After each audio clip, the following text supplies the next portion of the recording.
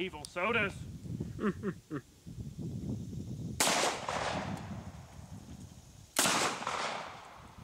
That one sounded louder, didn't it? It did. That got out of there with some force. It's smoking.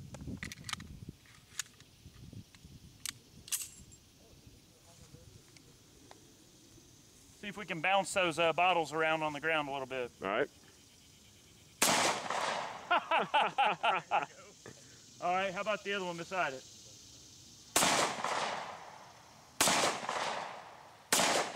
There's one. Woo! All right, how about the one way back on the back there? All right.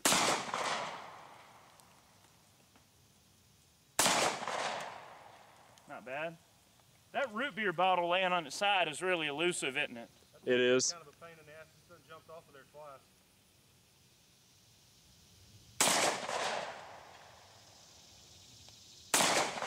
Oh yeah. We got him. Well, welcome back everybody. We've got another Milsurp type review for you today. And today we're going to be talking about the Czech made CZ-52. This is a semi-automatic 8-shot. Fires a 7.62x25 Tokarev cartridge, which of course was a well-known machine gun cartridge during World War II. The Russians used it to great success in their PPSH 41 and their Tokarev pistols respectively. Very high velocity setup. The bullet weights on these are generally in the light category, and they're really meant for speed. A lot of the early reports on them, they complained of over penetration with the 7.62x25. Even out of the short barrel on this gun, that 7.62x25 is still getting out at around 1450. So it's definitely a quick moving cartridge. This gun has got a lot of neat history behind it. It's definitely considered to be a piece of Cold War history because the Comblock countries that were basically kind of annexed into the Soviet Union were basically forced to have their arms kept in the same caliber as the Russians did. So what ended up happening with that, originally they had this gun design ported in a 9mm in the early prototype stages, but of course later on they had to end up using the 7.62x25. They did of course have the option of using the Tokarev pistol as their sidearm, but they chose to make the CZ-52 as their own standalone design. Which is a really neat thing. They're very robustly made guns. Oftentimes the quality and fit and finish can be anywhere all over the board, but generally across the board they are very well made pistols. It is a single action only. There's no double action mechanism at all. Pretty decent setup. This particular version that I have here is a refurbished gun. Right here on the side plate you see the VOZ 8.5 and 8.7. The 8.5 means that this was refurbished by the Czech military in 85 and again in 87. Right here's your date. You have the 1954 is the last year that these were produced. They were only made for 4 years. The symbol you see right there is of course the Czech military acceptance mark. One of the acceptance marks that you can look for a military one also is on the other side. By the serial number you'll see RID. And that means basically that the gun is built to military specs and accepted by the military. The gun does have a slide stop, so in this case it's empty. If I wanted to lock the slide to the rear, I can push the slide stop up and it'll lock the slide to the rear. But there is no notch to release it. Now they do make an aftermarket slide stop that has a little button that sticks out that you can use it like a traditional slide stop. Of course, when you pull back on the slide, the slide stop automatically goes down and the slide moves forward. It has a safety and a decocking mechanism. Use care if you're going to use your decocking mechanism for any serious work, because if that notch wears out it will fire on you. I would say that the decocking mechanism on a 52 should be taken lightly in terms of, I wouldn't trust it too much. There is an interceptor notch. The trigger or the hammer will not fall on the firing pin without the trigger being held back. So that is another safety feature of this particular gun. Okay.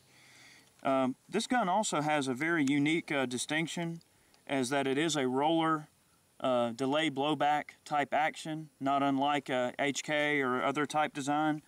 I'll show you an example of that real quick. These guns are extremely easy to take apart. Pull back on the slide a little bit and pull these tabs down. Slide pulls right off the top of the frame. Here you can see your delayed roller back, your locking rollers right here. When the gun fires, these unlock, not unlike an HK design. This tab right here that is on this block is actually meant for disassembly. The magazine is used to compress this for disassembly, as you can see right there. If I pull on it, see how it unlocks the rollers? But the magazine is a disassembly tool. Very easy to take care of, very robust guns. Of course, the way that the construction of the gun is really unique in that it has a side plate arrangement. The side plate comes off and you have access to all your guts. So that's a unique feature, not unlike some guns out there, but that is a really neat feature on this particular gun.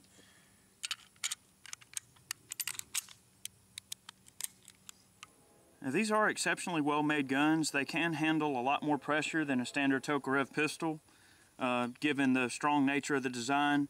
You can actually use a drop-in 9mm Luger barrel to run 9mm, and you can run 9x23 in them, no problem, 9x23 Winchester. Of course, that does require that the 9mm barrel gets reamed out for that process, but they can handle the 9x23 Winchester should you choose. The guns were issued with a standard pig skin holster, 2 magazines that hold 8 rounds apiece. Cut all my little...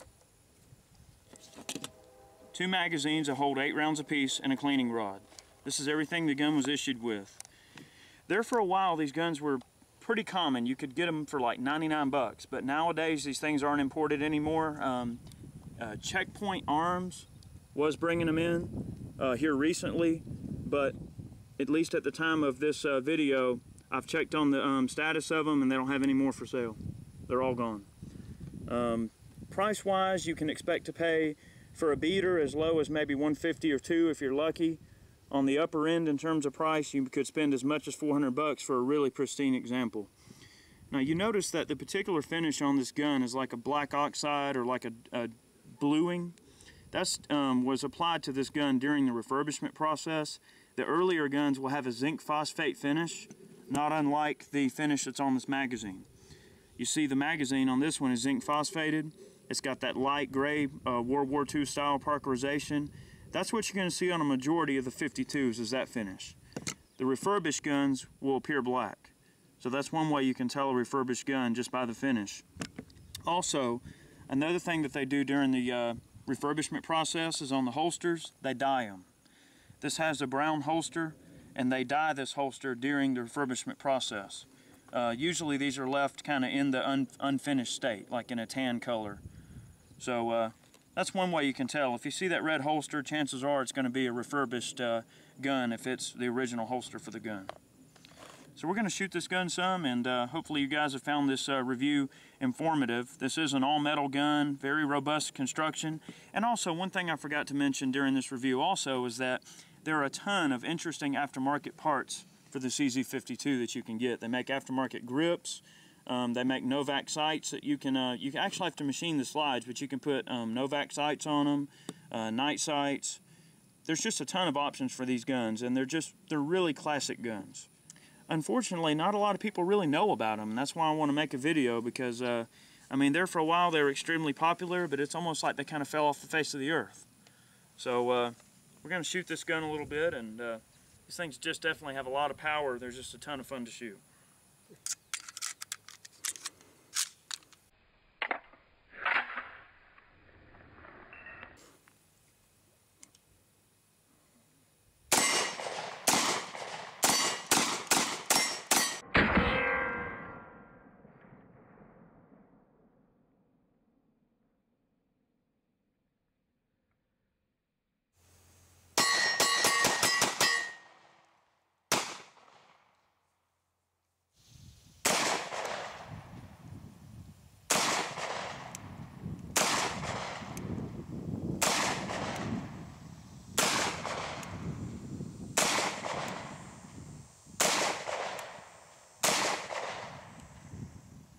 It's a cannon, isn't it?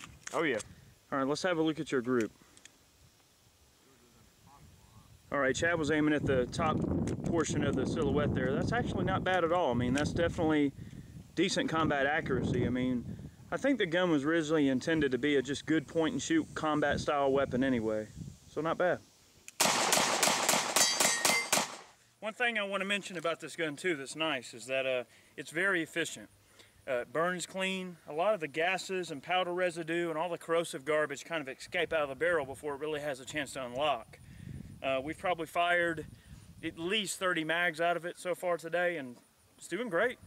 No stoppages. We had a few ammo related hiccups, but definitely a great gun. If you can afford to buy one or if you can find one, I'd strongly suggest picking one up. They're just great guns.